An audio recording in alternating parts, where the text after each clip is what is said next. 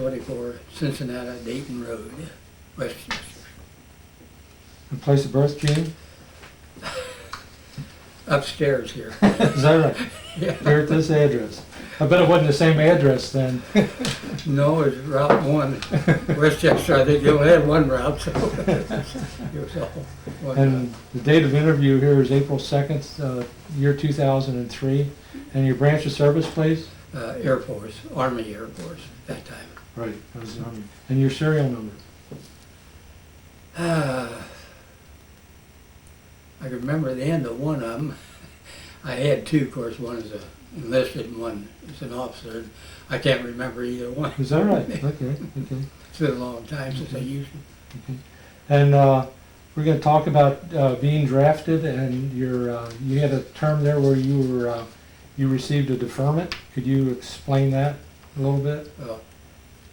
Well, Excuse me, before you do that, I just want to mention that, I don't know if you realize this or not, but today we're 18 days short of your 61 years ago that you were in, April you were 20th. drafted. Yeah, April 20th, right. Well, in January after Pearl Harbor, I went down and tried to enlist in the Air Cadets.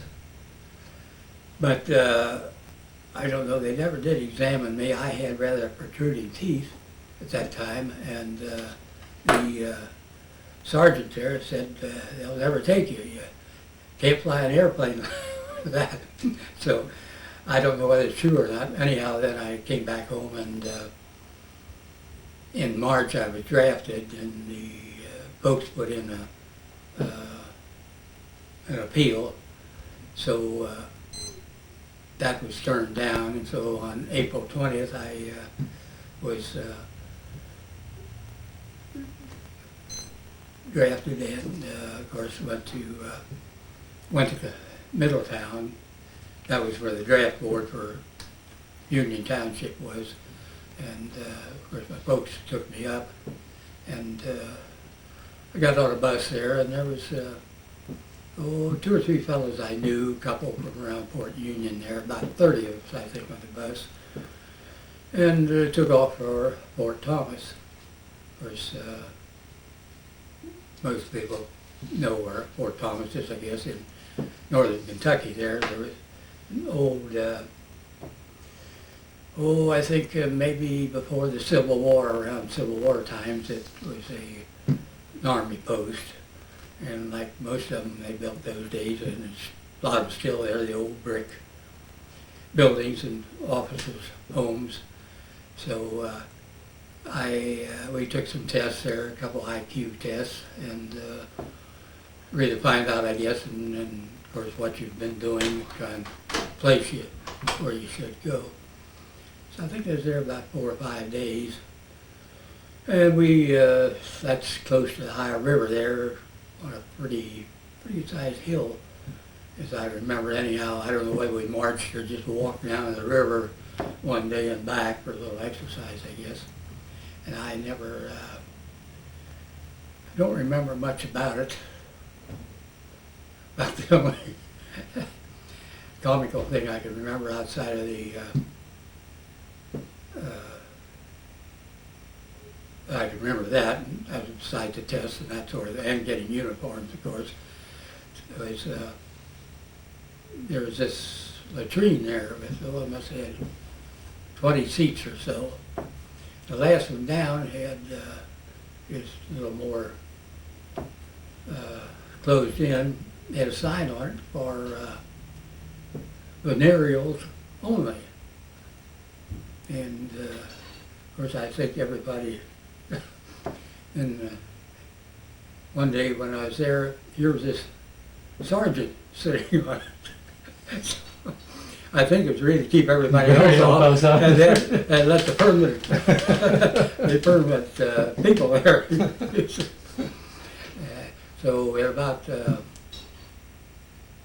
probably 4 or 5 days.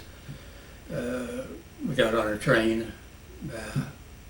Excuse me, Gene, how old were you when you were drafted then? Let's see, I was, well, it's a little bit interesting. My birthday is on August 30th. And I wasn't, I was 21 on August 30th. And 2 days later, September 1st, that's 1939, Hitler went into Poland. Of course, I didn't think, feeling sorry for the Poles, I didn't think too much about it, sure. too much of it then, but yeah, that was when. But I think there may have been, whether there's a car of us. We got on a train, went out to Indiana and into St. Louis, and south of St. Louis is Jefferson Barracks. Now that was an even older one, I think, than Fort Thomas.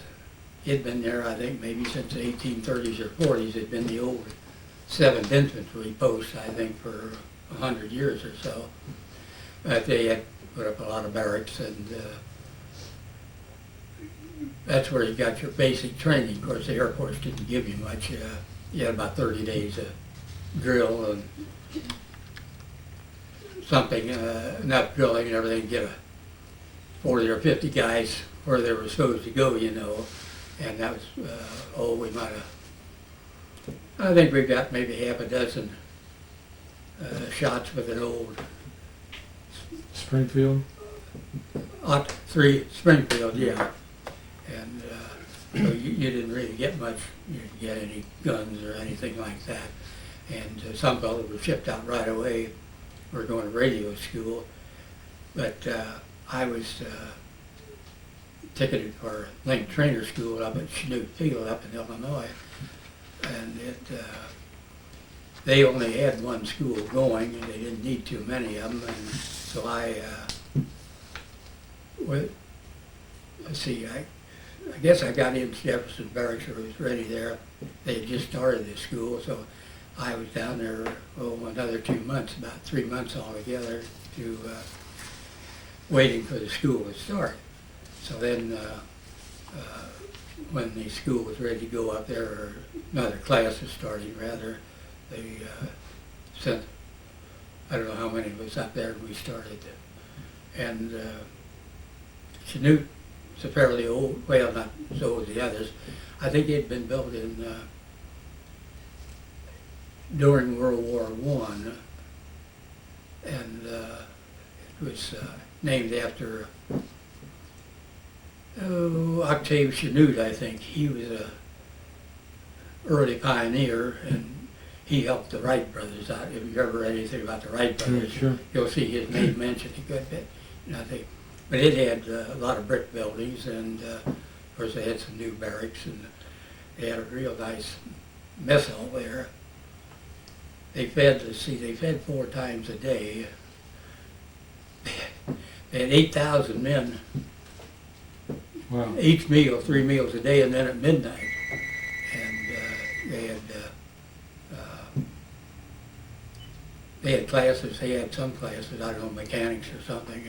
3 classes a day, all around the clock. Around the clock. Yes, so I got my Link Trainer's training up there. Nowadays, most people don't know what a Link Trainer was. It was like a small airplane, about maybe 8 feet long, and about 6 or had wings on it, all closed in. And it was for radio training and bad weather, but you couldn't see. But now I can't think of the term. But training for that, and it was for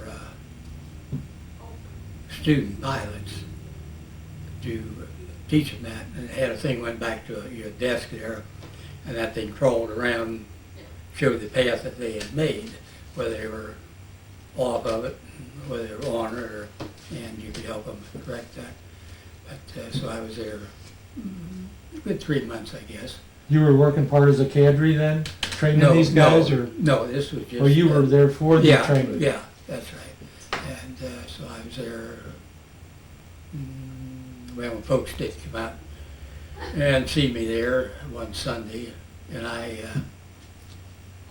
did get home for one Sunday afternoon. I had a 25-mile pass for Saturday and Sunday, I think. So I took a bus to Cincinnati and came out and went back. And luckily, I never met any MPs or anybody? any MPs that were looking for anybody. So I got away with it. And then I did, I was in the hospital 2 or 3 days. Some way or other, I got blood poisoning in my arm, and the streaks started going up my arm. So I was in the hospital a few days until they knocked that out, and I got over that quickly. You made mention of something about water, the water being so bad out there? That No. you were drinking beer? That was down in Wichita Falls wrong a year place. or so later. Okay. Yeah. Sorry about that. Yeah. The only place I remember that the water was too bad. But so then they put about 30 of us on a train, car down to Pecos, Texas. Pecos is out in dry land there, about 200 miles east of El Paso, and along the Pecos River. That's where it gets its name. The Pecos River comes down through there and goes on down to the Rio Grande, I guess. But we really enjoyed that, the old Texas and Pacific, just a single track, and of course there was a lot of more important trains going through. So I think it took us 3 days to get down there from Illinois, and so we went up and rode in the cab for a while, and every once in a while we'd have to get off, let some other trains go through, so we got around the little towns there. Yeah. We enjoyed it down there. But Pecos, we got down there in November, I don't know, it might have been around the middle or last of November of 42. And that had just been built. They were all one-story barracks, where most every place else they were 2 stories. And the thing had just been built and bulldozed, and there's the soil down there is what they call caliche, C-A-L-I-C-H-E, I think it is. It's fine as fine sugar, and when the wind gets up, and like all that bulldozed around, and you wake up in the morning, it's about like snow. Is that right? Come in the windows and everything else, yeah. But then in the winter, when it got a little wetter, well, it wasn't quite so much about it. But they were training pilots for secondary. It was a secondary pilot base. That is, they'd been to primary around Texas there, or someplace else maybe in primary, and they came there for their secondary pilot training. And from there, of course, they'd go on, if they didn't wash out there, they would go on to their, the last, my memory's getting bad, what they call the final, Advanced training? Or final advanced training, yeah, that's right, yeah, advanced training. And it was a pretty busy base. There was a, I don't think, there was a cousin of mine went in there. He wasn't there when I was there, at John War Scout, and out of secondary there. And he had been a Cincinnati fireman, so they put him in a fire department. He ended up in Germany in an Air Force fire department there, yeah. But it wasn't too bad a place, hot as the devil. Understand you pulled KP here? Yeah, when you first went there, you had KP once. You had it 1 week, and they woke you up about 4 in the morning, and you got off about 10:30 at night. So that's one reason you remember. It was a pretty tiresome week. But I went on the line there. I forget how many of these link trainers we had there. Excuse me, this KP thing, is this where you ran into the mound of potatoes? Yeah, I believe it was. It was something like 30 bushel. Well, one of these big 30-gallon pots, you know, and we, I think it was big sweet potatoes. I guess they must not have been too popular because they had one old pot left. Another fellow took it, and I took it out.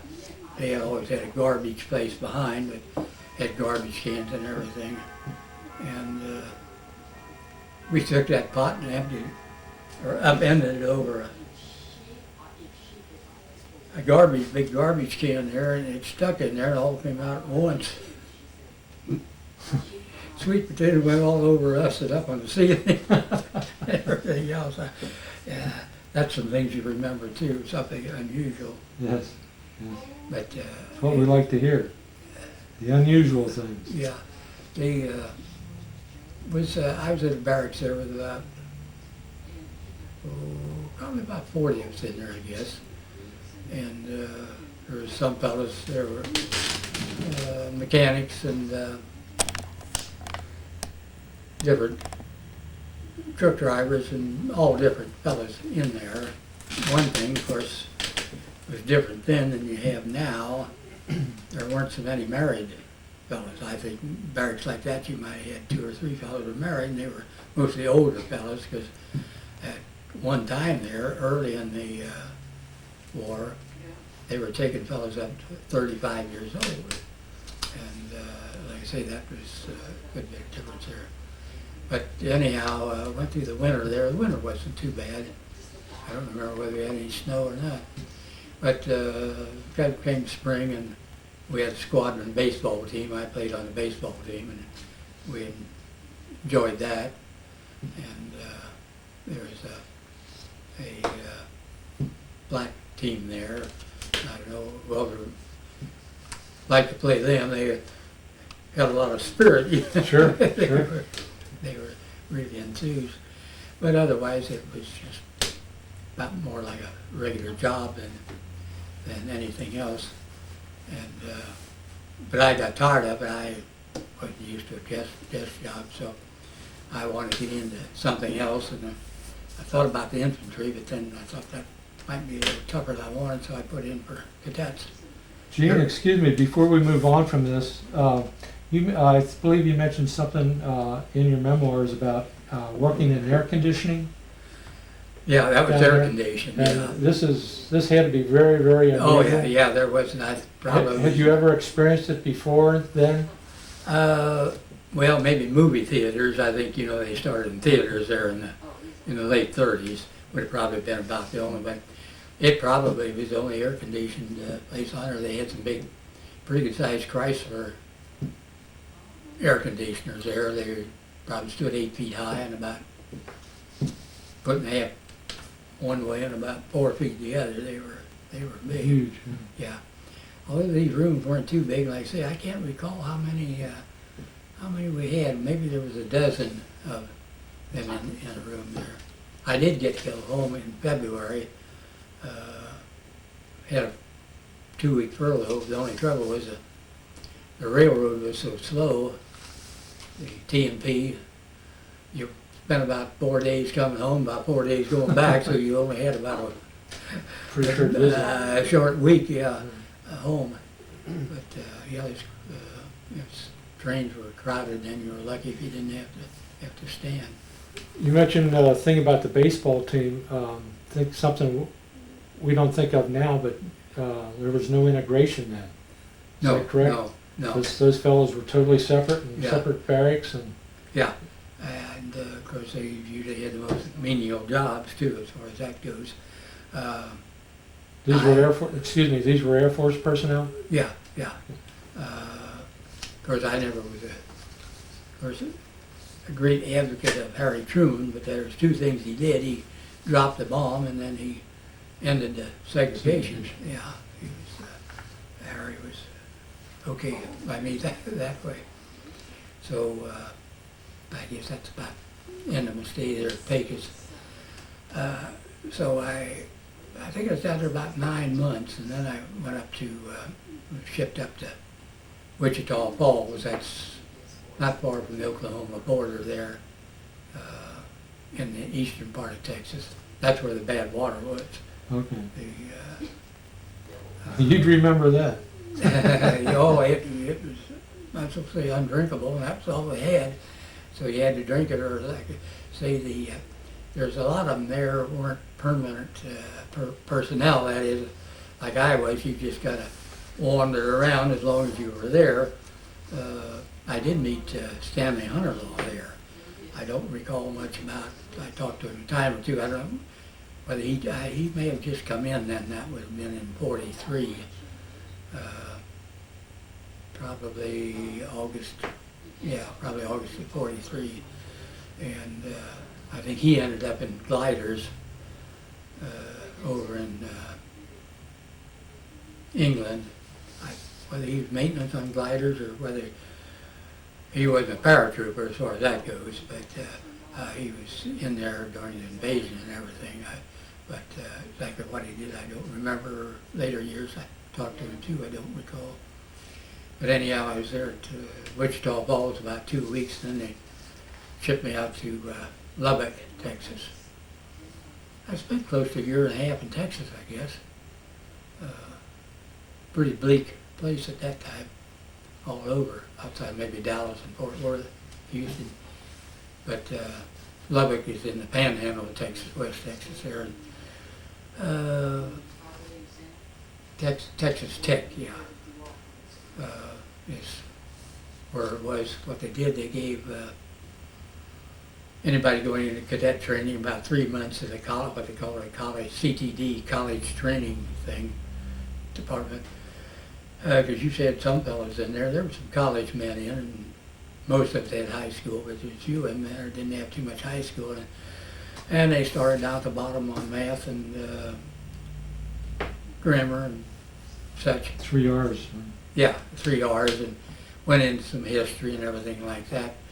Of course, that was pretty nice. We were in college dormitories then, because the colleges, you know, they were about half empty then. Most all men of college age were in the Army or in service.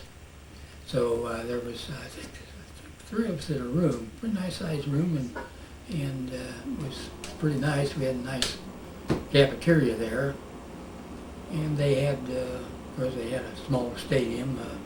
You had calisthenics there, and we had some calisthenics and some road work. I recall, of course, I was in pretty good shape going in the Army. I hadn't picked any up to then, but we had about 3-mile runs, and in about 10 days I could run 3 miles without stopping. Yeah, that's what I thought. I enjoyed that.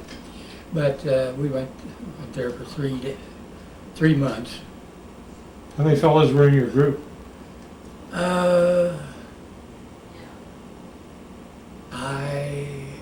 Did you have 100 or 50? Probably around 100, I think. Yes, I don't think it was any more than that. I believe we left there on. Well, before we leave there, it seemed like you spun around a little bit and checked this place out as an ag school, and oh yeah, that agreed. Saw some interesting sites there. Texas Tech, I think at that time maybe they had ag onto it, and like Texas A&M was ag and minerals. I think agriculture and minerals, but they had farms there, and I used to go around and they had a lot of Angora goats. Of course, that's Angora goat country out there in West Texas. They still have thousands of them out there, I guess, or the wool. And they had mules there, jacks, and I don't think they had any, don't remember any milk cows. And of course, during the winter, there wasn't much farming there. But it was, I say it was a nice place. I enjoyed it outside of the town. Lubbock, pretty good size now. There may be 500,000 or more there, but I think it's only 25 or 30,000 people. It really wasn't much of a hooped up town. So. I believe you ran to a professor there that changed your political affiliation. Is that not correct? Well, Or your point of view?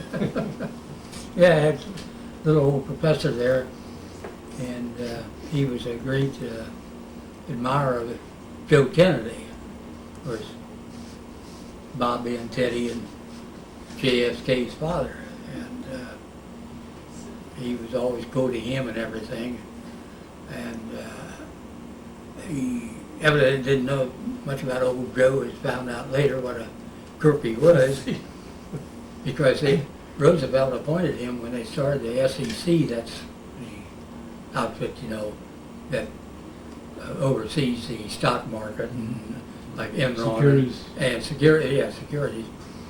And the reason Roosevelt appointed him, because Roosevelt said, well, he knows all the tricks of the trade. He's done everything, so he can tell when somebody else is Putting doing right it. in front, huh? But like what I don't recall that did switching to Republican, but my folks were about ready anyhow. They didn't think too much of Roosevelt.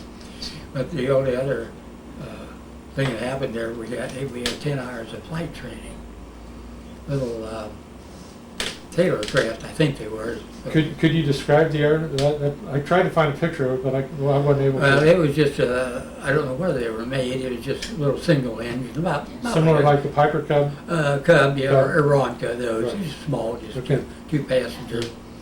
And we had civilian instructors there. I still have, around the desk someplace, I have a small book there, my 10 lessons and how he raised me. But he, I don't know how he ever got caught, or didn't get caught. But one day I know it was kind of a boring job, I guess. But we were up and going down a road there in West Texas. Of course, there wasn't much traffic anyhow, and with the gas shortage, but it wasn't crowded. He came right down on this car, and the fellow pulled off the road there. I don't know whether he thought he was going to land or something. We got right down on top of him and took off. And then another day, this man and his wife were out. I don't know whether it's corn or sorghum or what, but anyhow, they were loading a wagon with it. It had been cut and shot, loading a wagon with it. And it was lucky they had a tractor too. It was lucky they didn't have mules, because this bird, he went right down. That woman, she dived down down on the load there. Really buzzed them, huh? Yeah, oh, we buzzed it. Took me by surprise, so I guess I wasn't quite as scared as I could have been. But we had 10 hours there. You didn't get the solo, but as far as I was concerned, a plane like that was easier to learn to drive than driving a car. All you did was revved it up, pull the stick back, and you got some speed, off you went. But this was the first time you had an opportunity to fly. Yeah, that was the first time we went down this grass runway. It sounded like a bunch of tin cans going up and down. Was this an open cockpit? No. It Oh, was no, not if it was like a Piper. Yeah, it was Closed cab. It was a closed cockpit. It was rather thrilling the first few times. But we did stalls and maybe spun a little bit, but it was just more to get you a little acquainted with flying. So then we left there. I think it was on Christmas Day. We went heading out to Santa Ana, California, near Long Beach there. And some of us, the whole bunch went. Some of us, I was one, we had a Pullman car. We rode out in style, and compartments and all. It was, Good. so we got out there, I don't know, around January, I think, maybe first part of January sometime. Might have been a little later when we went out than Christmas, I just forget. But we had a good bit of drilling there. Excuse me, do you recall the name of the field? Well, it was Santa Ana Air Base, but there was no, Okay. there were no airplanes there. It really wasn't a base. Okay. The Marines had a base there, oh shoot, it's still running, although I don't know whether the Marines have it now or not. But that was actually I think it might have been a base for fighters. But this was just nothing but academic and calisthenics. Sure. And yeah, they had pretty stiff calisthenics and road work and stuff like that there. They put you through it. And I was, see, I guess I got put back. I came up one evening, I went down and shaved in the latrine about 10 o'clock. I came back up, woke up about 2 and felt funny. My throat felt funny. So I went over to the orderly room and they sent an ambulance for me, and I guess I had the mumps. I never had any experience of mumps. There was only my sister and I in the family, and I didn't know anything about them. So I ended up in the hospital, I think about 10, 12 days. They had a whole ward there with mumps. And I didn't know much about them until they started all the fellas out and operating on them. I'd never heard of that.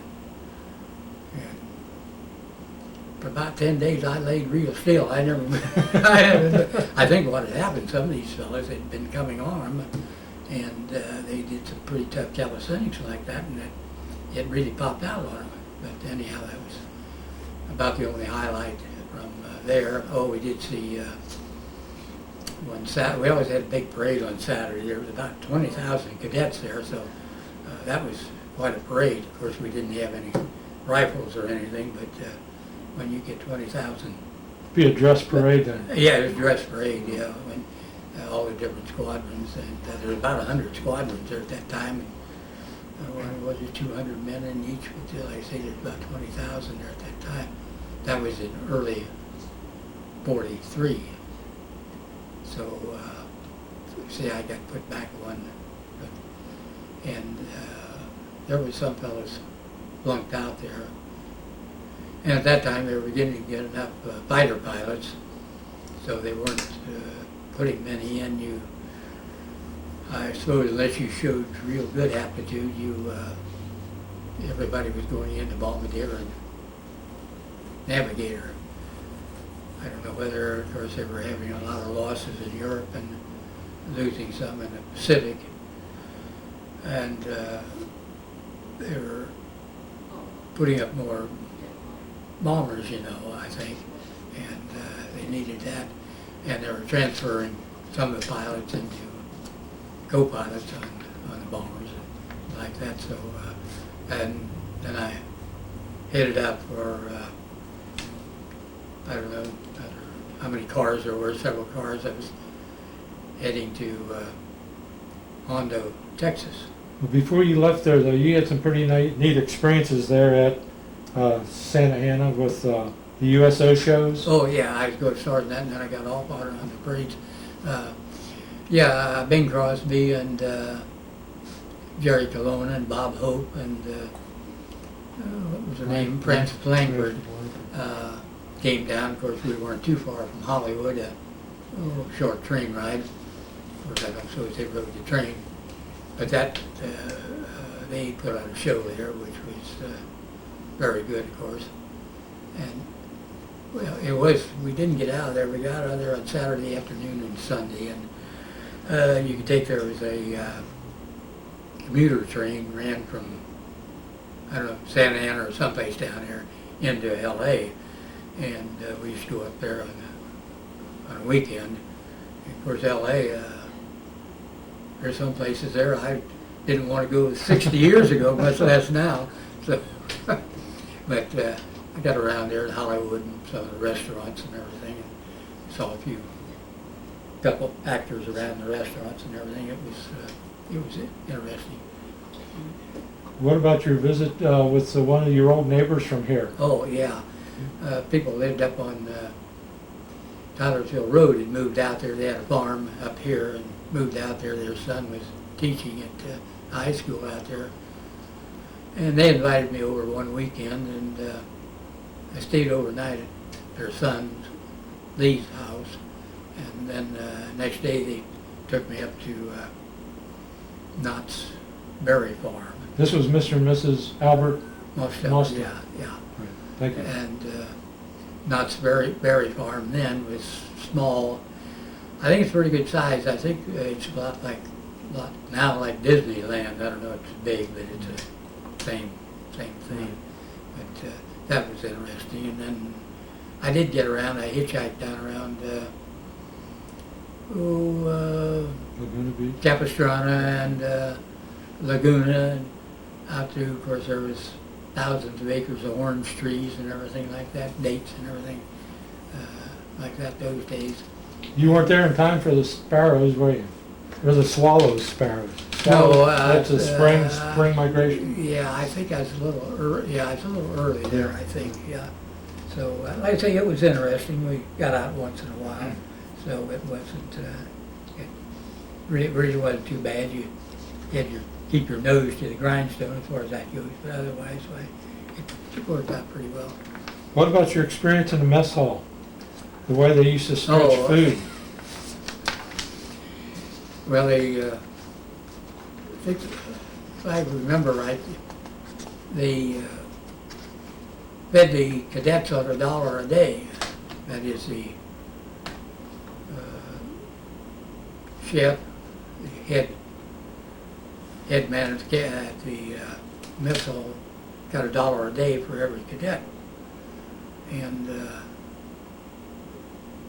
so they didn't feed us too bad, but you take a bunch of fellas, 18, 20, early 20s, you know, pretty hungry, especially working very hard. And they ended up, we ate at tables, I think there was 12 at a long table. And they'd bring around 2 or 3 aluminum pitchers of gravy and 2 or 3 loaves of bread. So everybody grabbed 2 or 3 slices of bread and poured gravy filled up on bread and gravy, enough to get us through the night. And there was PXs there, of course, and like that you could buy other stuff.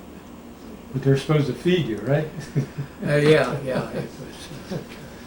They do. We took a train then to Hondo, Texas.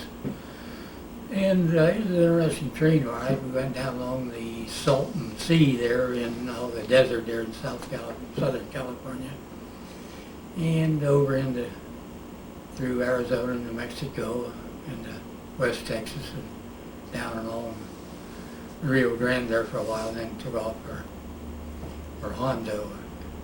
It was about 20 miles east, or rather west of San Antonio, for navigator training. Of course, they had planes there, and we had, I don't know, a few weeks, I think, of schooling. Well, of course, that went all through. Then we started flying. What did we have? BT-13.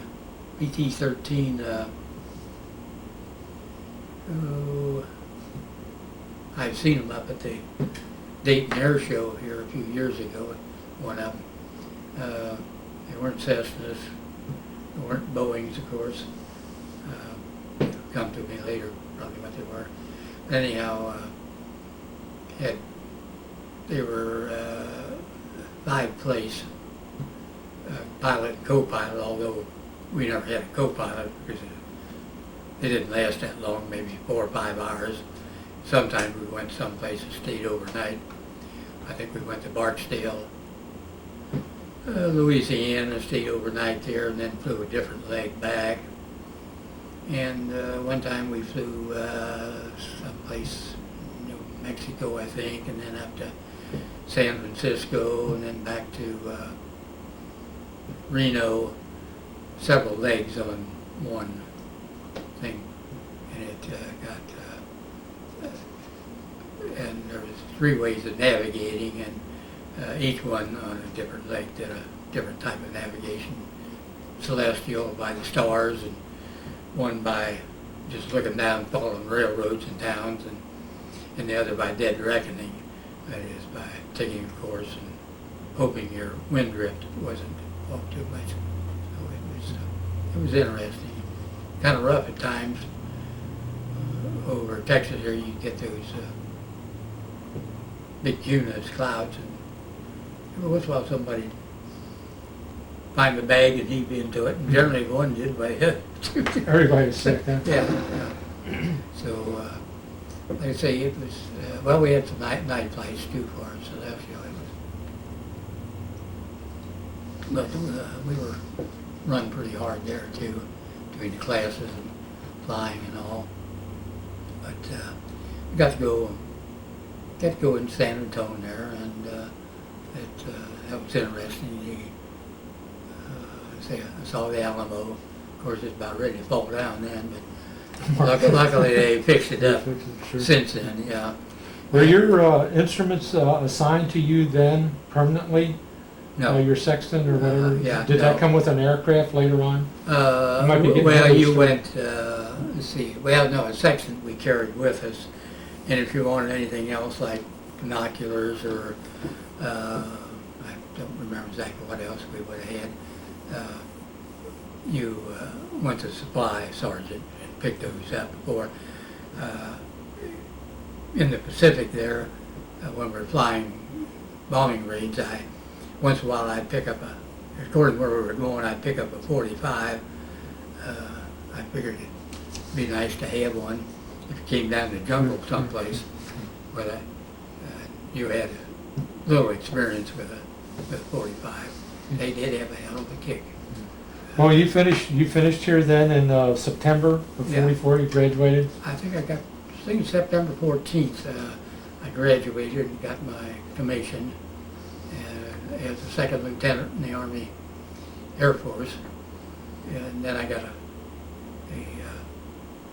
another 2-week furlough at home. And I did a little better that time.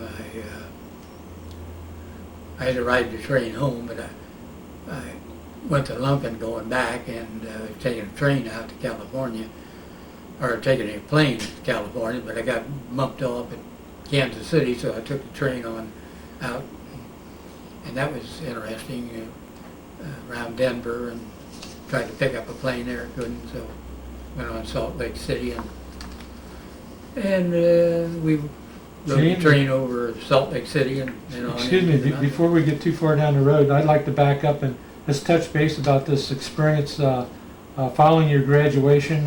Some woman that you ran into on the train was explaining the difference to you. Oh, this little old lady, typical Texas old timer. She wasn't talking to me. You were standing in those trains and everything, you know. Sure. They were school, I stand closer. She was talking to somebody about the difference between black people and whites. The black people had no salt in their blood. Now, I don't know how she knew that. Or what difference it made. Unbelievable, isn't it? Oh, yeah. Yeah, there were some people those days were pretty rancid. Well, when you arrived here in town at Union Terminal, can you give us some feeling of what that was like down there? It had to be a bustling. Oh, yeah, operation. it was full, because I don't know how many trains were going in and out there. Was it 100, and see, I read just a while back, 186 train, I could be off on that, 186 trains coming in and out there every day, and they were long, you know, everything a steamer could pull. And it was really crowded.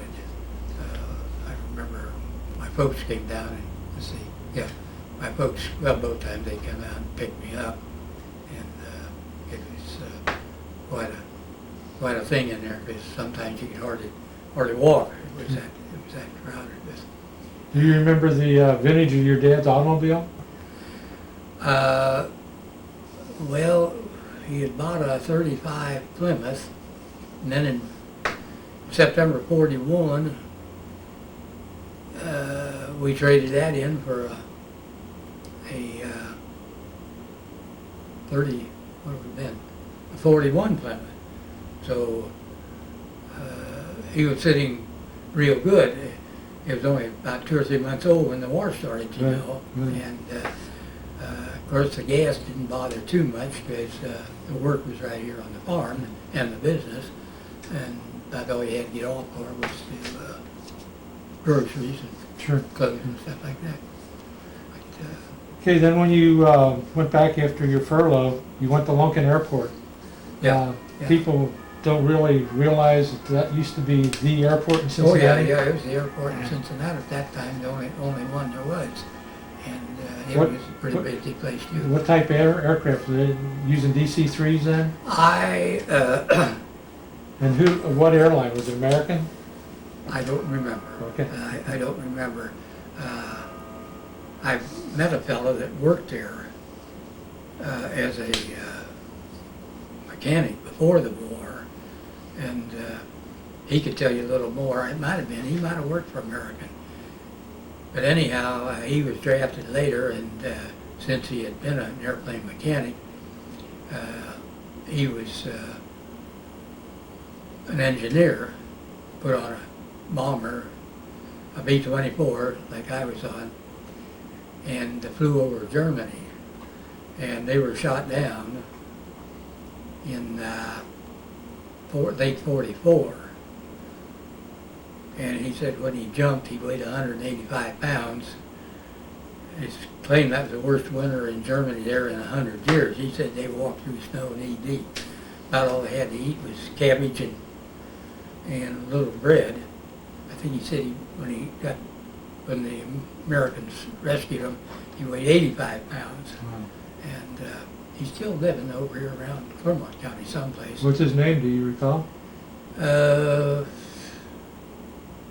I should. Well, maybe it'll come to you after. Yeah, It'll come to you yeah, after. yeah. But anyhow, let's see, where were we? I was heading. You were on your way to California and you were being bumped. Yeah, yeah. Oh. And I say I got bumped in Kansas City, and I got off the train at Denver, went out to the whatever air base that was that time, and I couldn't get a ride, so I got back on it. I sent a telegram in, told them I'd be a couple of days late, and so I got on the train, went through Salt Lake City and crossed Salt Lake and through the mountains. Of course, I enjoyed that more than I would the plane, so it wasn't all bad. But then I went to what's the name of the air base there? Lemoore? Oh yeah, Lemoore Air Base there in Central California, and that was there weren't many planes there. It wasn't really much of a base. It was more for putting air crews together. Troy, you almost picked up an air crew, didn't Yeah. you? Yeah, we were.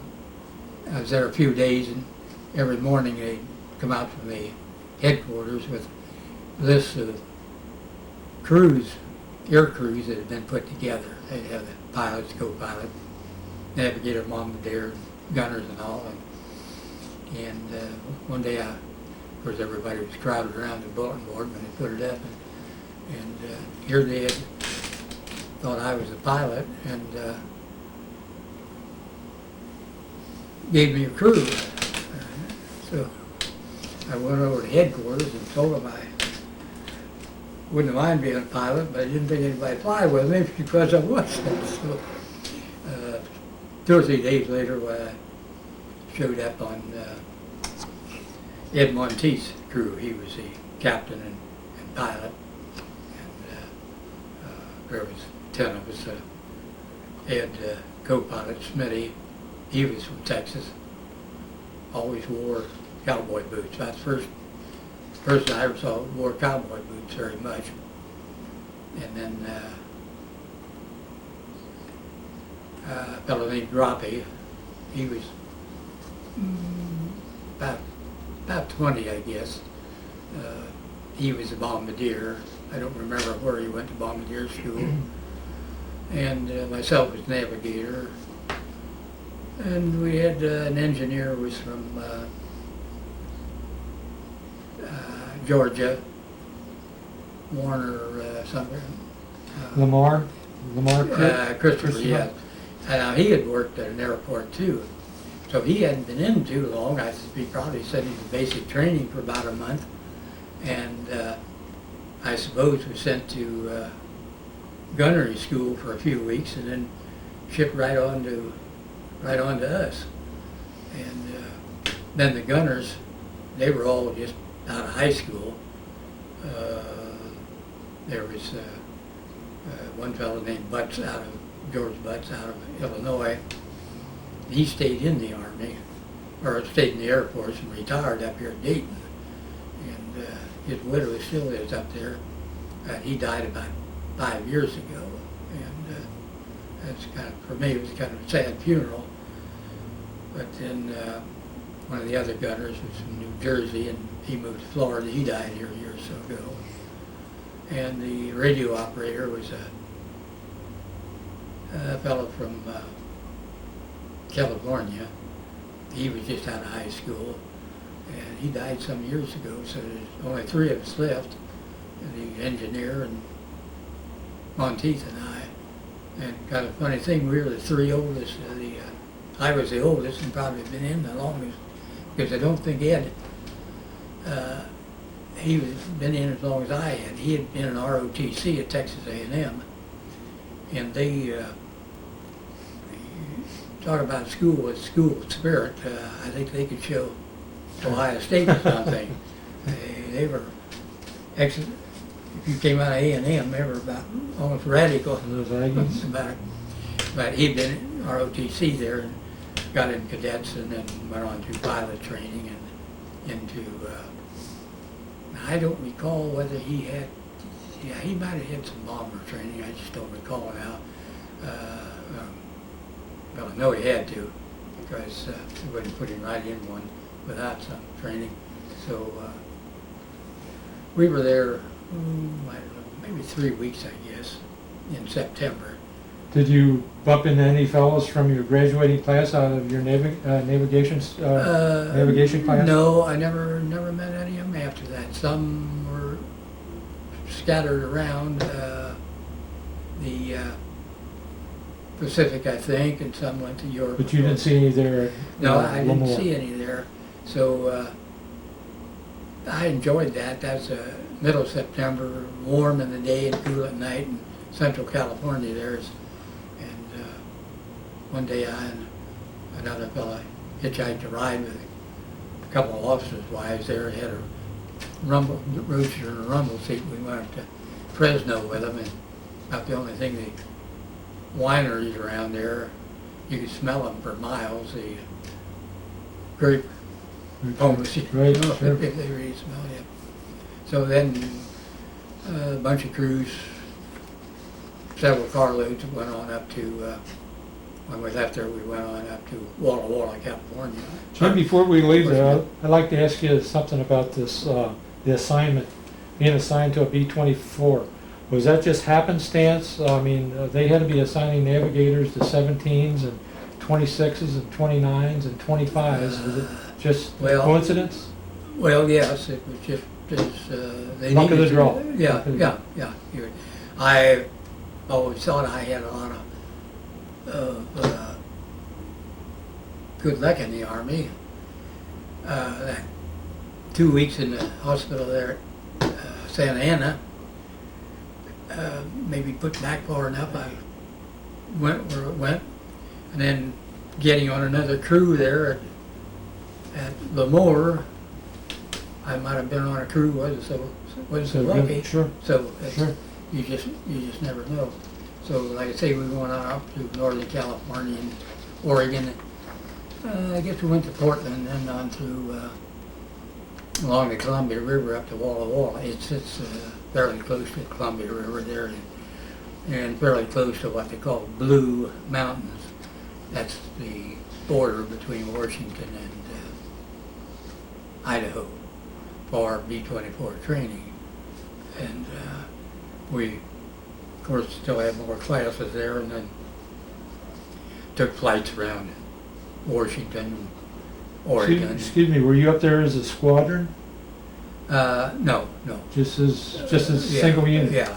Oh, it might have been called a squadron just for office work. Sure. Do, you know, for the, all your records and everything Right, like right. that. I think it probably was called a squadron, but not as far as flying Okay, airplanes were okay. concerned, yeah. Well, about every place I went, that was that way. Santa Ana, Oh, okay. and you were part of the squadron, more for record keeping. And, Right, sure. and keeping track of, yeah. So, But I mean, it wasn't like 6 or 8 crews went in there with B-24s to, no, For, well, training. well, no, the B-24s were there, of course, and instructors and all, and it was, we had pretty nice barracks. The pilot and co-pilot, they had a room to themselves. You had, of course, bunk beds, and Bombardier and I bunked together.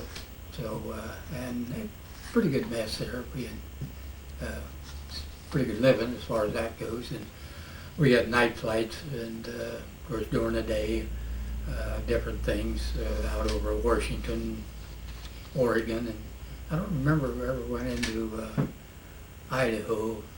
Don't remember flying over the mountains there, except one time, in December there, you'd get those fogs come in maybe for a week at a time, and if it's foggy, you couldn't fly in or out. Well, you could fly out, but you couldn't land, or they didn't want to. And the trees there, they had got so much frost on every twig, was an inch or two across, just frost.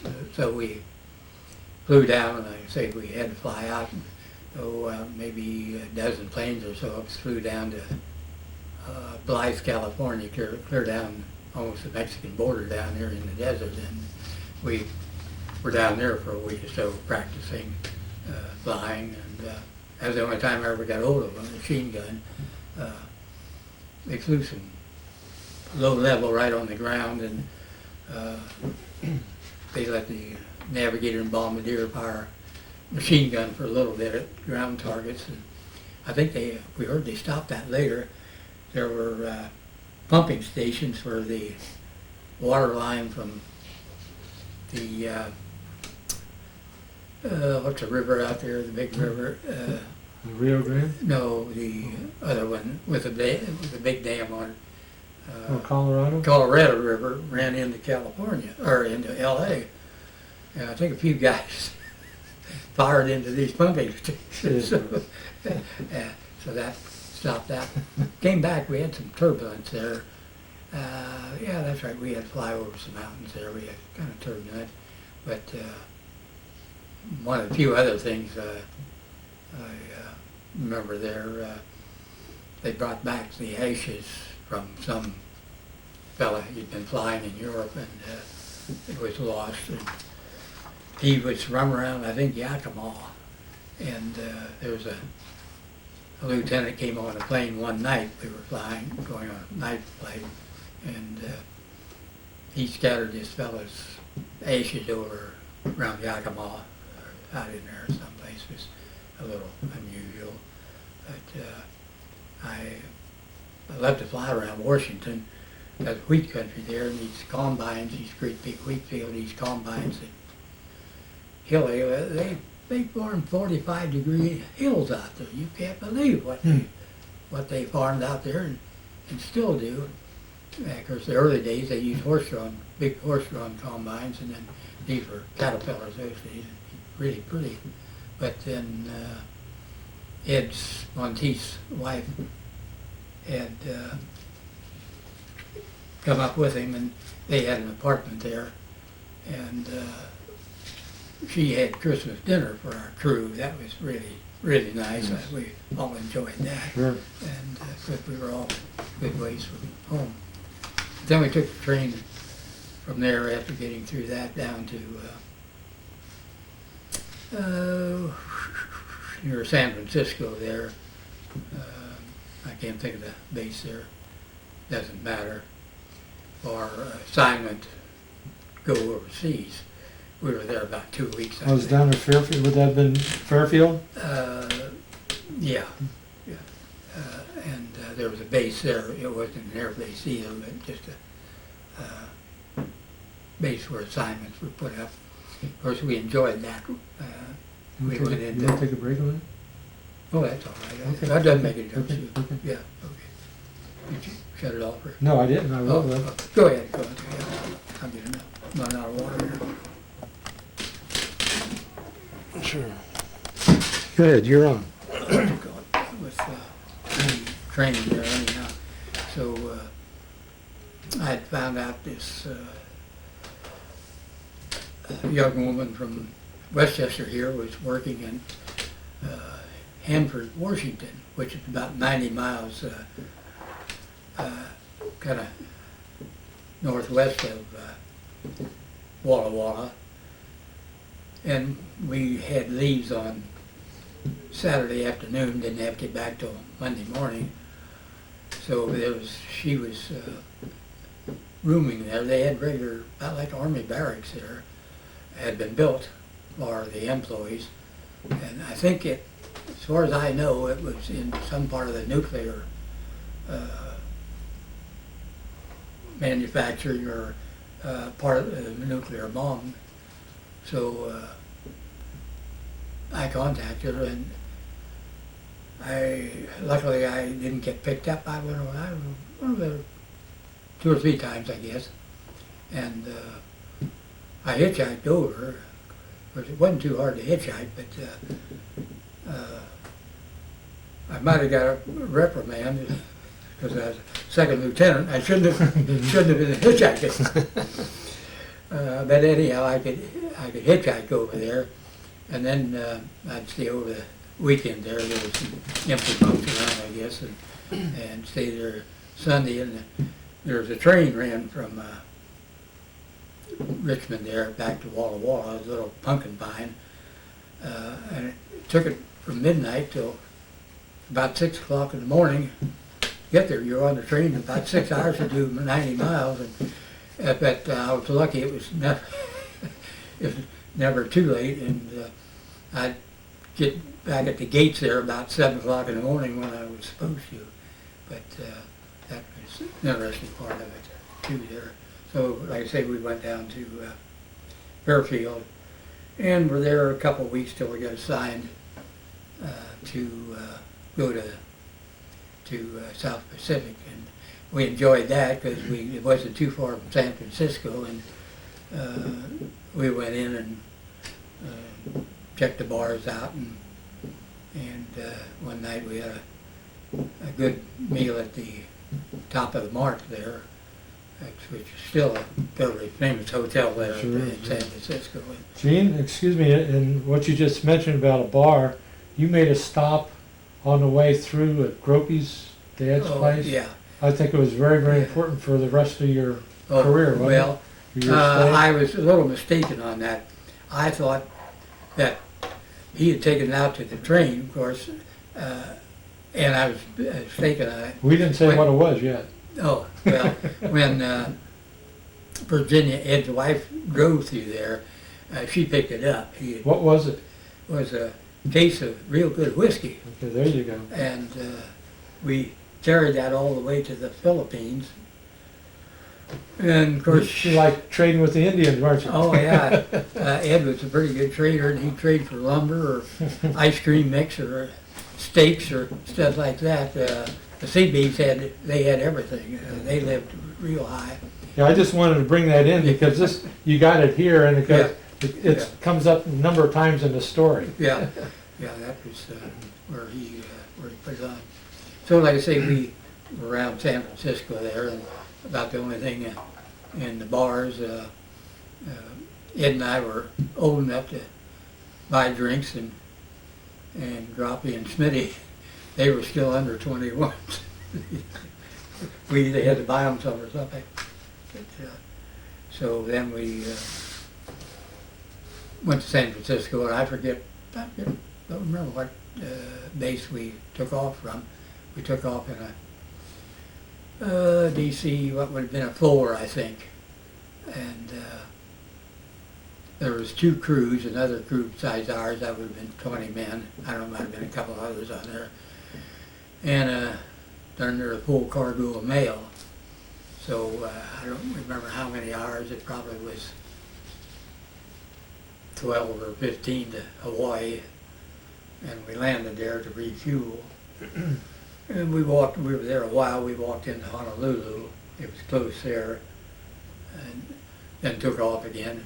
Excuse me, while you were there, did you talk to anybody that experienced the action No, at we Pearl? or- weren't there that long, and we didn't get around to any, Civilians? well, any either civilians or any post, army post or Right. base or anything like that. We really weren't there that long. We just walked into Honolulu and turned around and walked back. Did you down. fly into Hickam or? Probably, Right. yes, yeah. The big- Then you did see Pearl coming Oh, in yeah, and going out yeah, then? yeah, yeah. But Margie and I had been there later and went out on the ship. Memorial? Yeah. Right. So then we took off for Johnson Island, and I don't know, we may have stayed at Johnson Island all night. That's about 600 miles southeast of Hawaii. And then on down to where the Marines ran the Japanese out. I can't think of that. Well, you ended up down in New Guinea, but did you ever stop before that? Yeah, we had to stop for that, Tarawa, or however you want to pronounce it, yeah. We stopped there just for refueling, I think, and then on down to New Guinea, up the Nadzab River. That Nadzab River drained the middle part of New Guinea in between the two mountain ranges, and they had an air base there on the flat land, and I forget, it's about 20 miles inland from Lae. Lae is on the coast, the southeast coast of New Guinea. We were there about 6 weeks doing more training, and we did some bombing there. It didn't amount to too much because the Japanese were pretty well bombed out. Then we hit Rabaul, which had been a main Japanese base there. It was an island of Rabaul, and they still occupied it, but their Air Force was gone. Excuse me, is this where you picked up your aircraft then, your B-24?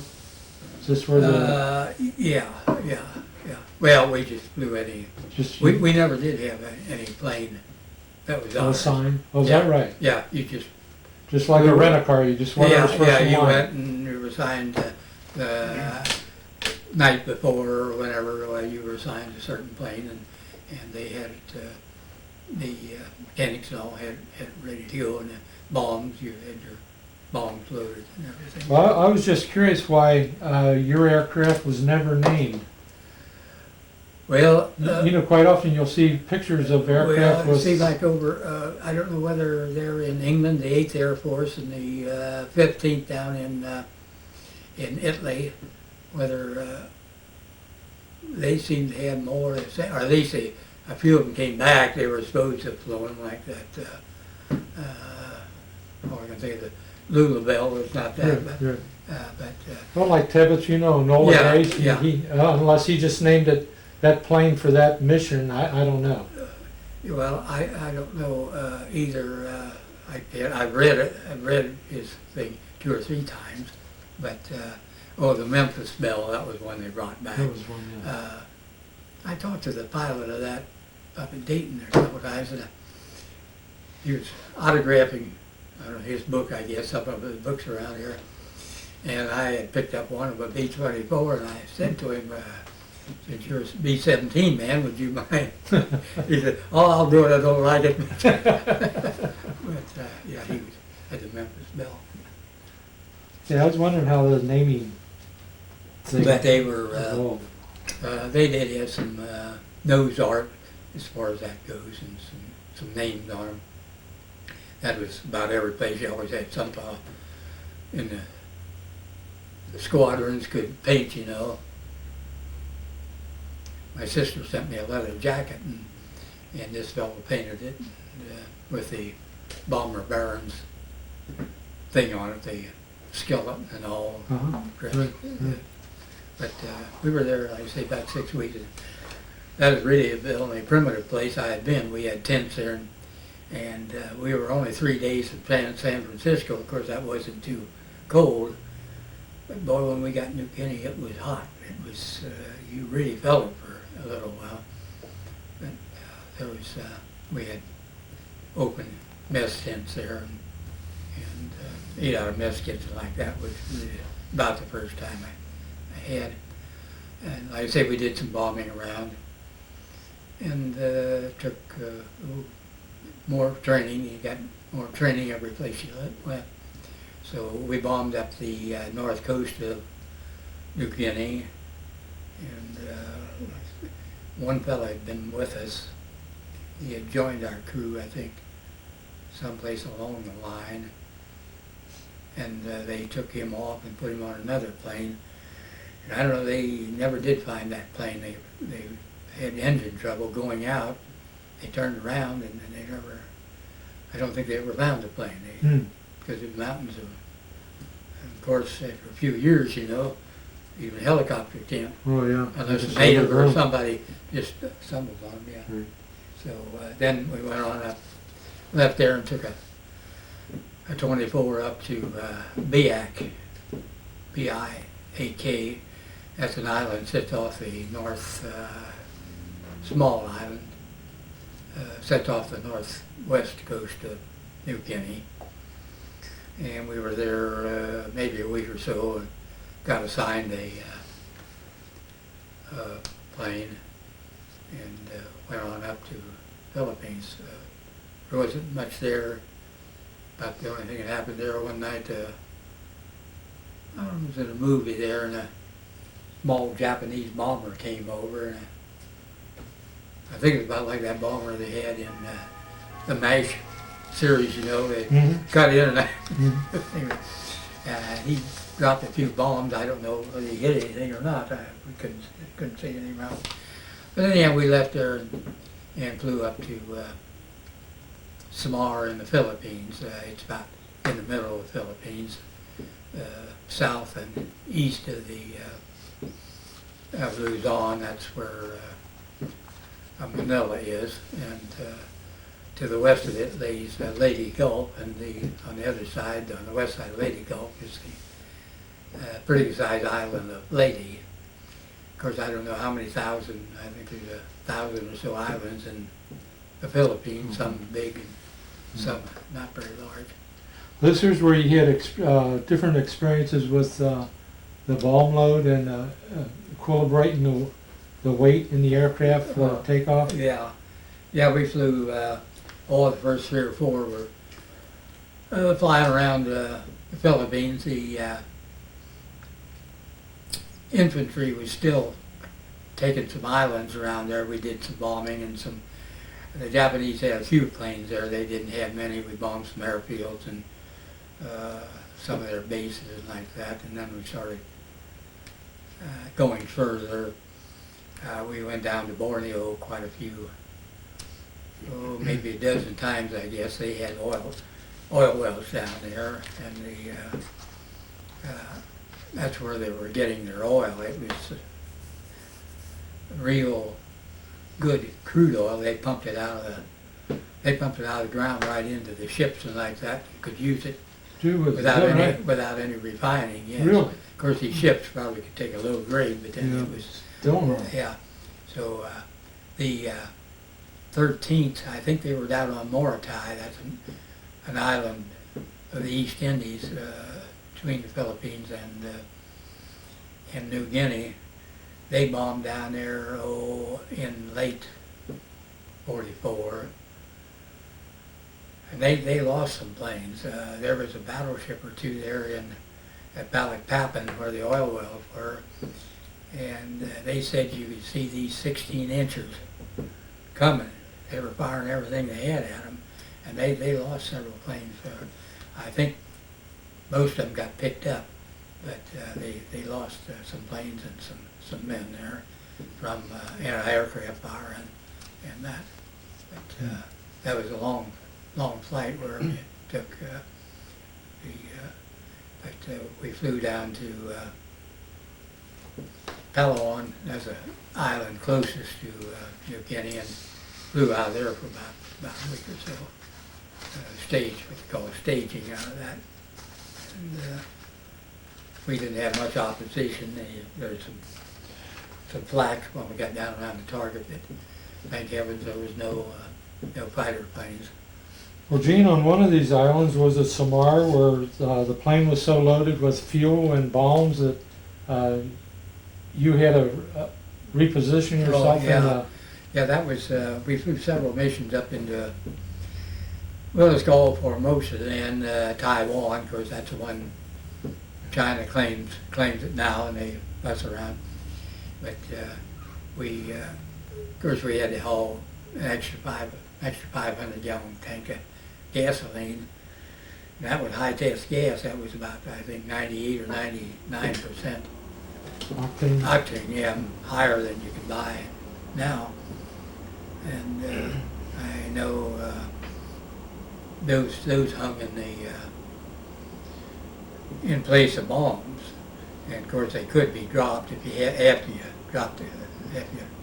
used up the gas, and you had bombs on one side, and I don't know, one or two of those tanks of gasoline on the other, and they had told me one time to get back on the catwalk. That's where you went between the bombs to the tail of the plane, and to balance it up, and you going down the runway, once in a while there one didn't get off or something, and they say you said some prayers when you when you were taking off. That kind of gas on one side of you and 500-pound bombs on the other. So, but luckily we made every trip and got back without any mishaps. Never lost an engine. Mechanical failure. It's pretty good mechanics, I guess. Gene, I was wondering, according to your memoirs, you're assigned to the 394th Bomber Squadron, the 5th Heavy Bombing Group, Yeah. 13th Air Force, and it's the smallest Air Force during World War II. And it's currently headquartered in Guam. Yeah, it was formed there in '43, I think. I don't know whether they formed from planes coming out from the States, or they took some from different ones down around there. But yeah, it was the smallest and the youngest, and they're still in Guam, still based in Guam. Could you describe your first mission? According to your notes, it was April 6, 1945. It was a 12 to 14 hour mission. Yeah, well, that was up in the Philippines there. I don't Right. recall where we went. It may have been to Borneo, because those were long hauls. And This says to Cebu, C-E-B-U. oh, Cebu. Cebu. Yeah, well, that was an island there in the Philippines there, yes. Although that wouldn't have been that long, I don't think. Cebu was on the other side of Leyte, so that must have been another one I was talking about being long. I think, like I say, I thought the first 3 or 4 we flew around there were fairly short. Where was your position in the aircraft? Well, it was Gordon Could who you made describe that? It's Gordon who made the plane. Okay, let's do with that. How many different manufacturers of B-24s were there? Do you recall? Well, Ford made them, and now whether Chrysler made them or not, seemed to me I've seen pictures of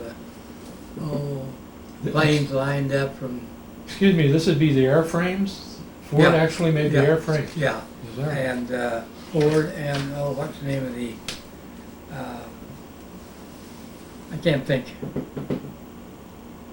Name. It was a famous aircraft company then, based in Dallas, and they've had a factory out in California too. Now the pilots always claim they like them a little better than the Fords, so I don't know Okay. why, but it was a little bit according to which which plane and what model it was. There was, I think about the first one they used was a Model D, and then they went on down to G and H. H was the most blown, I think, and then clear on down to L's or something. They ended up with L model. So they were changing according to what they found out about them. And sometimes you were up in the nose, behind the nose gun, and the bombardier in his compartment, if you were in his compartment, he had to... You had enough room in there, just barely. Well, there wasn't much, no. It was, I had to have a desk to write on, or it wasn't a desk, it was just a Shelf? shelf, yeah, shelf. So, and he had his Norton bomb sight was down here on the floor, and like I say, the nose gunner was out in front. I didn't care about that too much. Of course, it wasn't too bad out there, but around Walla Walla, it got cold. It was, I think 35 below zero there, and that doggone nose turret didn't fit too tight. It was cold, not like it was in Germany, over Germany. It was cold in there. But then usually it seemed like when we were out there in bombing, I was up on the flight deck with the underneath the top turret. Because I remember, we had some awful storms there. Sometimes you've seen times when wings would flap up and down and you could hardly see the wingtips. It was raining so hard. I remember the top turret, it leaked and come down on my flight. On your paperwork? On my paperwork, which was, I didn't enjoy, of course. So that was where it generally was up in, and of course you were a little closer to the pilot, you could just lean up rather than going over the radio. Were you flying in elevations over there that you were using oxygen? Well, yes. We didn't fly too high because they didn't have any German 88s or anything, but 30,000 feet was nothing for them. Usually we flew maybe 16, that was about over there, Akak. And did you take much anti-aircraft fire? not a whole lot, no. You could see it coming up and getting close to you, but sometimes I had to sit on a flight deck, and then flight deck stepped down onto the catwalk, and I was supposed to sit there and watch, see if the bombs all dropped, and if they didn't close the doors too much, see what they hit down below. Of course, usually they hit down below, or they close the doors before they hit down below. But otherwise, like I say, you could see the flak cover, but we didn't hit something. One time we came back towards the end of the war there, the 7th Fleet had moved into Lady Go. I never saw so many ships in my life. And I didn't see any targets, but they were having aircraft practice. If that was what it was like over in Germany, I was glad I wasn't there. It was just a black cloud, like a rain cloud, what they put up there. Huh. And just for practice. So, you know what the kamikaze guys went through. To put up for real. Yeah. So, we were in tents there, and we had a pretty decent mess hall. Everything was tents there, of course. And it was hilly palm trees with about the only exercise we got was volleyball and walking around. It was two, they had basketball baskets, and there was no baseball there. It was just too hilly. It was just nothing but hills. There wasn't big enough room for ball diamond. During this time, were you flying continuous missions, or was it just like one a day, or every other day? No, Or? about 3 a week or so was what we had. We could put up 18 planes, six in a Squadron? well, Is that a squadron, six or in a is flight, yes. in the flight? Yeah.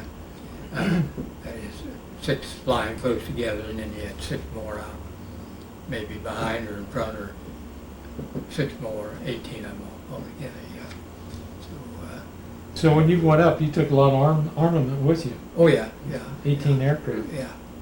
How many bombs would you carry approximately? Oh, well, of course, it's Depending on the mission, on I'm the sure. size, yeah. Size of bombs, if you had 200 pounders or 500 pounders. We may have had a few 1,000-pound bombs, I just don't recall. It's getting as far back. And, Sure. And of course, the bombardier had more to do with that. He had to check the bombs and had to arm them before we got to target and everything like that. And he had to do that. Did you ever have an occasion where one of the fellows on the aircraft were injured and you No, took over? no, we were lucky. Wow. I was, they had a few radar domes there. They took the belly gun off as the gun underneath, the one that rotated underneath, took it off and put a radar dome in there. And you didn't have to get down in there, but I was could do radar bombing, but we did once or twice for, we either had to or, but we weren't the most accurate when you see what, not like these guys nowadays. Not today. I can't believe they can pick out. Pick out a building and the lights stay on the adjoining building. Yeah, It's incredible. yeah, it's incredible. I don't know how they do it. Unbelievable. I don't know whether I want to know or not. Let's see if we could touch on some items here that I picked out when you were in Manila. You stated that on one occasion you flew out with some cement. Yeah, I don't know. We had 30 or 40 bags of cement on up in Manila. I don't know. Well, of course, Manila it looked like these cities in Germany. I mean, they Japanese, there might say nothing left there. There was a few old buildings, that was about it. And because the Japanese, it was really like, maybe like, what you call it, in Iraq there, that hand-to-hand fighting almost in Manila there. And there wasn't much left there. I think we had a 3-day pass there. There wasn't much to do. I did see MacArthur riding around in his Jeep with Yeah, his tell us pipe. about that. He was being chauffeured in his Jeep. Yeah, somebody's driving the Jeep, he's riding around, he had his corncob pipe, and there's everybody saluting. Sure, absolutely. How close were you? Oh, I was on the sidewalk, and he was coming down the street there, yeah. Oh. But that was all I saw him. But like I say, there wasn't much to see around Manila. So we had, I think I had 30-some missions there. And luckily we lost planes, some on takeoff. And we had a couple mid-air crashes, I think. Another one, a plane up above dropped a bomb on the nose of one. Oh, wow. And the poor nose gunner, he went down with his gun turret. And he got out. I don't know why they kept him out there. It was quite an experience, I guess, and whether they didn't have any place to send him home. He was around there. He was pretty well shook up. He never flew anymore. But You mean it didn't kill him? no, I don't know how he got out. Wow. He probably had his parachute on. Maybe he got out of the thing because he would have been up a couple of miles high, you know. Sure. So he had. I don't know that I ever really talked to him, but he had. If the thing wasn't tumbling too much, you know, I think he got out of it some way, and evidently had his parachute on and came down. But like I say, it affected him some. He wasn't fit to fly anymore. No, I can believe that. Yeah.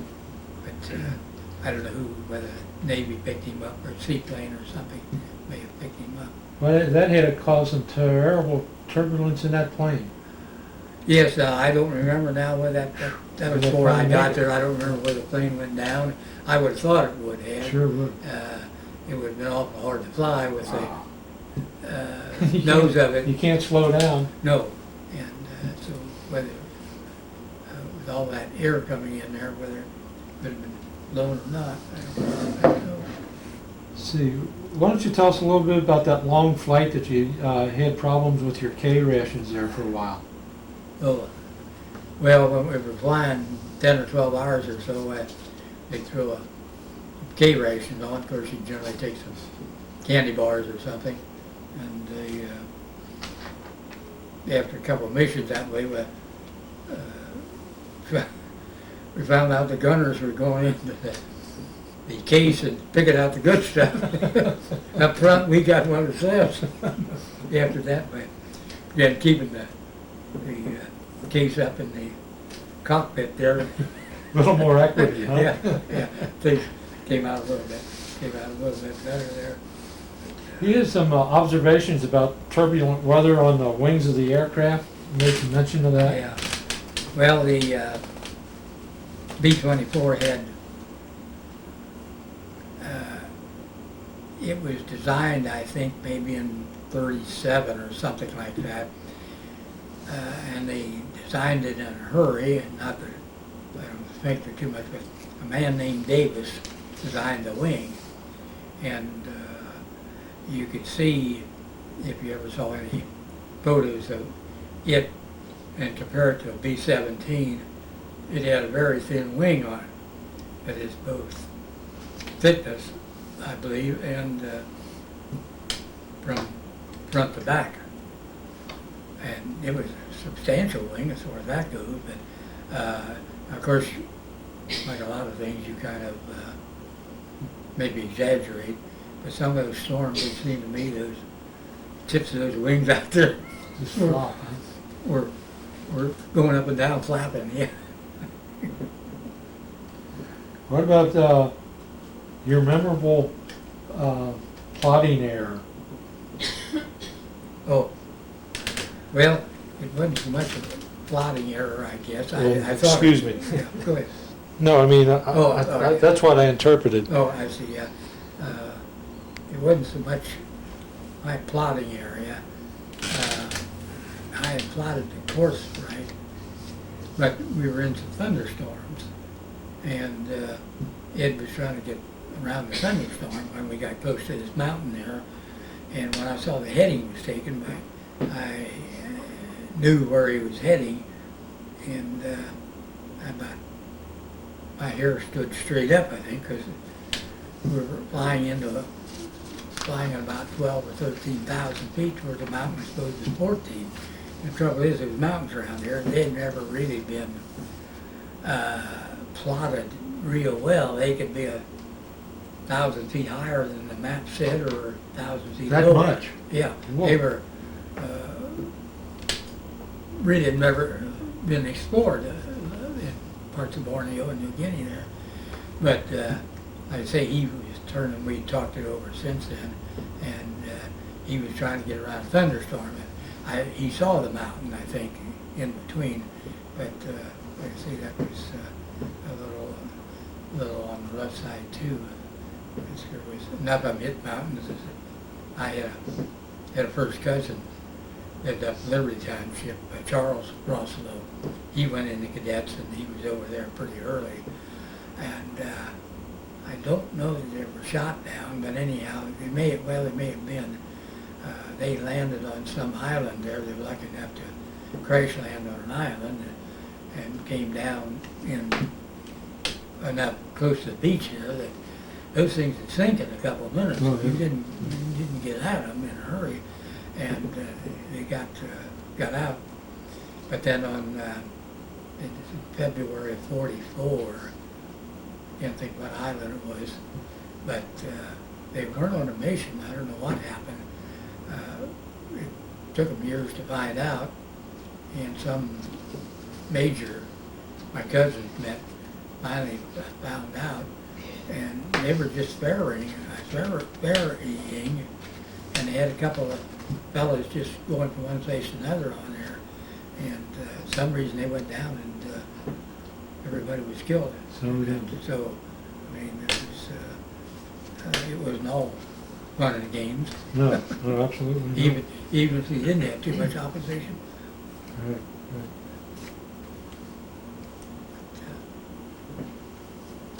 See, I think on the light side, I wanted to cover something about packages from home, and I noticed that one package you received, garden seeds from Oh, yeah. your parents. Yeah, that was, of course, there's islands out there or volcano. Beautiful, lovely grounds, you know, soil there. And I think Mom sent me out some tomatoes. I think, of course, it was warm and I think I got some tomatoes off of them. You did? But we didn't leave till about October, so we got some tomatoes off of them there. I just planted them alongside the tent and nobody bothered. What about packages from home? Were they infrequent? Well, yeah, well, somewhat. Of course, it's according to who was back home, you know. I mean, for you personally. Oh, I don't quite recall whether I got one every couple of weeks, maybe, cookies and stuff like that. And the other fellows got some, so we kind of traded around. Sure. And we used the V-mail. We could use V-mail, no coming back, no stamp or anything. Of course, you didn't, if you've ever seen them, you know, Right. there wasn't a lot of room on them. And we got letters from home. Some fellows, of course, got more than others. And my folks, I think Mom wrote about, or my sister wrote about once a week at least. And of course, letters going from there. The officers were supposed to censor the cruise mail, and also not censor your own by not writing some things. So some didn't bother censoring, and some did. All you do is you gave you scissors and you just cut it out, you know. Yeah. So like I say, that was. I remember seeing some of that censored mail. Yeah, it was It's clipped unbelievable. out, yeah. Cut out pretty bad. Yeah, like I say, it's according to who was cutting it out, how much he put out. But What about the pay scale? Can you share that with us? Can you recall that? Yes, when I went in, it was $21 a month. That'd be about 65 cents a day. Of course, outside of beer and candy or payphone, you didn't have much. You could live pretty cheap, yeah. When I was there at Jefferson Barracks, you could ride into town. They had buses every night going back and forth, and you'd ride into town for a dime round trip, I think. And if you had $1, you could spend a pretty good time at the USO. Or they had dances and some big time bands occasionally. It was not the worst part of it. These birds, you get too much to drink, and they'd be heaving out the bus windows Right. on the way back. What about combat pay overseas? Well, let's see. Recall? I went up in July of '42. They raised it to $50 a month for private, and then 55 for PFC. I felt like went up to PFC there shortly, and then I got up at Chanute. I got Buck Sergeant. That was with the 3 stripes.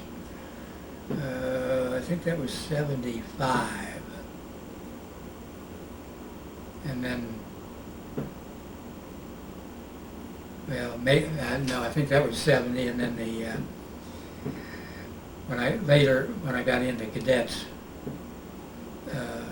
it was 75, yeah. Not that it makes a lot of difference. 75 for a buck sergeant. No, I'm all mixed up. 70 for a buck sergeant, 75 for a cadet. So then I think after I got my promotion,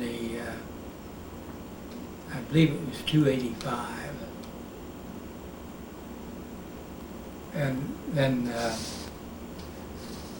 it jumped up to. And I had 3 years in. I think that was a hitch. It was 5%, and then flying percent, I think, was 20% on that. And then there was another 10% for overseas pay. Overseas. Overseas pay, yes. So that may not add up right, but I think when I was out, or came out discharged, I was getting around $325. And they took that, they took about $20 for board out of that for an officer. They didn't, enlisted men didn't have to pay anything. And it was around 315. I just read here a day or so ago, I don't know what that was, whether the pilot or whatever he happened to be, a first lieutenant, is making around 31,000 now. Of course, when you figure inflation, I suppose that isn't too much more than what we were getting. Or, Okay, let's see. or no, wait a minute, that doesn't sound right. No, I think it must be 3,100 a month, yeah, because I figured by inflation that isn't any more than we're getting. He wouldn't be getting 36 a month, because that'd be more than the airline pilot. I think I saw some of them get over 200,000. Yeah. There are quite a few hundred people flying on those things. Oh, yeah. Let's see, in this regard then, none of your planes sustained any notable damage No. or personnel, which Yeah. is fantastic. Like I say, we had a pretty good engineer. Of course, there's only so much an engineer can do up in the air. He didn't do any, I don't think he did any work on the flight line. There's a regular mechanics who do that. He may have been there times, see something, but we had Ed Monteith was a perfectionist. Things were done right or they weren't done at all. And one reason I think we didn't have, You made it, sure. yeah, That's right. that That's he right. was quite Do you remember when Roosevelt died? Is that significant or anything? It's Well, April 12th of 45. We were coming back from bombing raid someplace, maybe Borneo, one of the South Islands in the Philippines, I don't recall, and I guess the radio operator, he was listening in on some station there in the Philippines, and he came over the plane radio that Roosevelt had died, and none of us cried or anything. Yeah. I don't think. Moving on. What about August 6th, the day the A-bomb dropped? Well, of course, 45. everybody was pretty excited. You remember what you were doing when you heard that? Oh, I think we were sitting around the tent, I believe. Is that right? I believe, yeah. We had a radio and came in over the radio or somebody else announced it. Everybody was pretty excited. Now, whether we would have gone up or not, there were B-24s bombing around there with the 29s around Japan and not Eniwetok, but the two islands, the Marine spot on there. Oh, Iwo Jima? Iwo Jima. They were doing some work around there. Now, whether we would have been sent up or not, I don't know. There were no B-17s out there after the first 2 or 3 months of the war, once they got shot down, because they didn't have the range. Uh-huh. And 24s were a little faster and had a much longer range than the 17s did. I don't think they had to bring any back. I think they were all, but some of them were shot up there, like Hickam Field. Yeah. Pearl, On the ground. at Pearl Harbor, yeah. What about September 2nd when the Japanese surrendered? Well, I guess that was some more, what you call it, a time of rejoicing. Absolutely. Yeah, and of course, wasn't too much you could do outside, maybe. But I mean, you weren't on a run or anything as such? No. Okay. Well, see, after the 6th, we flew oh, supposedly we were looking for submarines. We flew up around Taiwan and down the China coast, and I think we saw a whale or two, but I don't remember seeing any. They had flights going every day looking for submarines or something like that. Like recon missions? Yeah, yeah. Okay, then you start heading back this way, didn't you? Yeah, yeah, we flew a 24 up to Clark Field, and were there a few days. Got gassed up and took off to the States in it.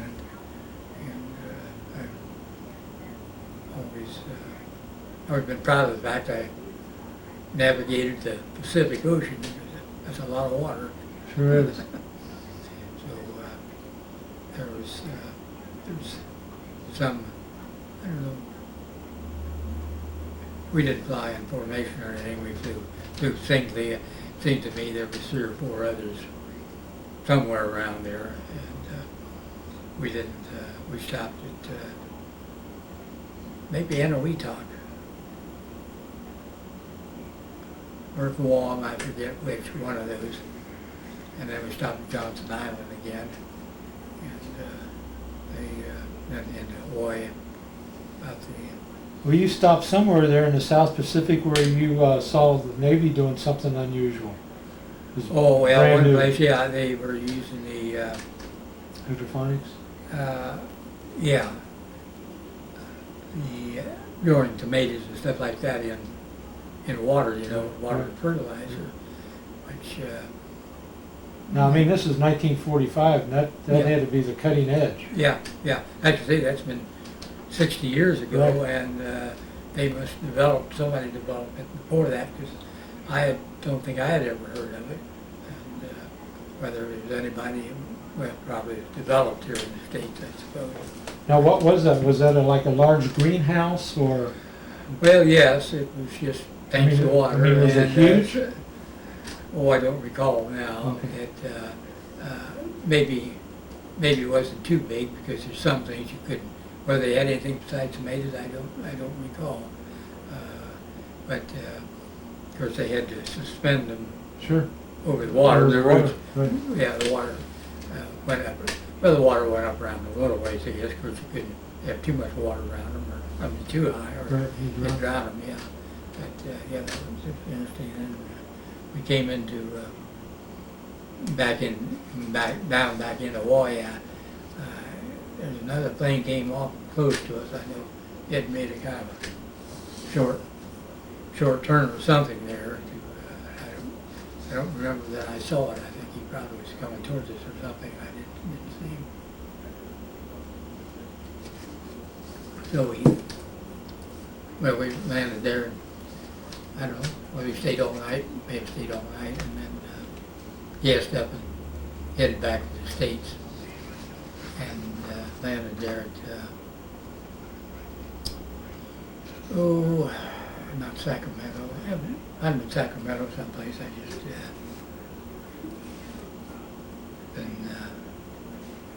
just forget which one. So we were there 2 or 3, maybe best part of a week, maybe. That was in probably the first part of October of 45. So we had some record keeping thing there, I guess.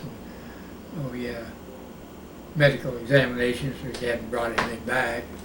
Of course, we took Aspirin for malaria, and we were all pretty You were yellow. yellow, yeah, real yellow. I remember up at, I don't recall which, we went in, well, that is, I and another fellow from Norwood, a captain from Norwood, caught a train there in California, and we came all the way back up the Northern Pacific into Dayton. I forget now whether it was Wright. They were separate then, Wright Field or Patterson Field. And I noticed the fellows coming out of Europe, most of them were pretty white, you know, we were pretty young. So we got on the bus. There was a bus running, of course, from Dayton to Cincinnati, and ran down Old 25 here, Cincinnati, Dayton. And I got off of it when I was home. But I did have about, I had a good bit of leave coming, I don't know, maybe 6 weeks or something like that. So I went back up in first week in December and finally got my discharge then. I was still in the Army at the time I was home, and got paid for that, of course. The only thing I ever got, luckily I've never had to go to VA hospital or wasn't wounded or anything, didn't need a pension. I think Ohio, a couple of years later, Ohio gave every veteran a $300, what you want to call it, a gift or whatever, or being in service. But that's all right with me. I got along without any pension or Right, that's great. any hospital visits. Did you fellows ever experience any snipers over there on the islands, or were they pretty well cleaned up by the time? Well, they were pretty well cleaned up, yes, by the time the Air Force came in and set up a base, you know. So, What about materiel? A shortage of, do you experience any problems with ammo or equipment? No. Or? no, they Same didn't seem to have everything. Hmm. Of course, I pity these poor fellows over there, this hot weather. Man, they're carrying half a dozen packs of. Yeah, all the weight that they're carrying. It's I'd unreal. like to see one of those guns. I don't remember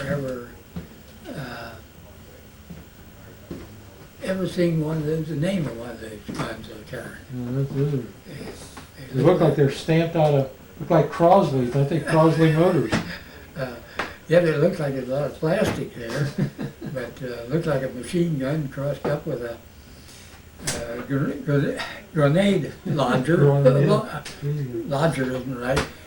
Launcher. Launcher is a little more correct. That's it. Well, of course, over there, the paratroops over there in World War II, some of those guys were packing more than their own weight. They were packing 140, 105 pounds and getting in a plane and jumping out, you know. And that was, you would probably hit the ground with a pretty good crash. I have one more question I'd like to ask. Did you ever see the sign Kilroy was here? Oh, yeah, yeah. You did see it Yeah, in the Pacific? He kind of popular, some guys didn't have much else. Right, you don't know, right. Yeah, Just- who put it up? Never saw anybody drawing it, but I must have done it at night, I guess. And, but that was pretty well mine. What about religious experiences over there, Gene, with ministers or priests or mass? And could you just touch that briefly? And Well, here, of course, we had chapels. Some of them were permanent. If the base had been there a while, you know. And, of course, all the different faiths used it. And the same way over there, any sized base had a chapel. And sometimes there was, I think most of the places I was at, they were big enough. They had a priest and rabbi and either Presbyterian or Baptist, you know, ministers. And they, of course, on Sunday they would rotate or, you know, have different times. And I can remember an outdoor mass or two. I don't exactly recall why, but having masses. But I don't recall knowing the priest too well. Of course, most places I was outside of Santa Ana. There was a couple priests there who were quite quite active in promoting various religious things and that. And one of them was Father Clasby. I think he went on up to Monsignor or something later. He used to put out a letter occasionally for a few years there. Big man. And then the other man, the other priest, I can't recall his name, and all I can remember is the, whatever father's name was in MASH. I pictured him. I can't think. Okay. 'Cause, I see him once in a while. I watch Andy Griffiths, and Uh-huh. once in a while he shows up in one of those. One of the funniest things I ever saw in MASH, he was riding around in a Jeep and some sniper had hit the driver. And I don't know whether he hit him around the throat or something. And I think it disabled the Jeep too. And he was calling back on the radio to find out what to do to this fella. Well, he was supposed to cut into his airway, you know. And he said, well, I've got to say a prayer first. So he started, I don't know whether you remember that. He started on the grace before meals. Then he corrected himself. Whoops. Yeah, corrected himself, yeah. So, yes, there was religious service, like I say. Well, of course, now some towns, if the base was close to town, there might not Sure, be. sure. Because I remember going several different regular town Sure, churches sure, there, sure. wherever. And that was, but probably, I don't recall whether they had chaplains on the base there or whether they might have had one from some faith, or talking to men, or whether the priest at the town city church did that. I don't recall. Gene, what about your citations from different theaters that your unit received? Well, yeah, the Asiatic Pacific thing, and I had Air Medal, and maybe a Philippine something or other. I haven't seen them in years. They never amounted to much. They weren't a Purple Heart or a Croix de Guerre or Medal of Honor or whatever. Yeah. Right. What about post-war organizations? VFW, Well, American Legion. Years ago, after St. John's built the middle church up here, the new church at that time in the early '60s, Joe Bosom had belonged to American Legion someplace down, I don't know, down the valley or someplace, and they wanted to move out. People were moving out, so they leased the little old St. John's church here. And I joined that, but that didn't last maybe a year or so. And then I joined the VFW here quite a few years ago, but I'm not much of a member. I've never been to a meeting, so I'm a life member, but I don't know whether they'll come and give a salute or they buried or not. They'll be there. Is there anything else you would like to comment on? Make a statement? No, I guess, let's see.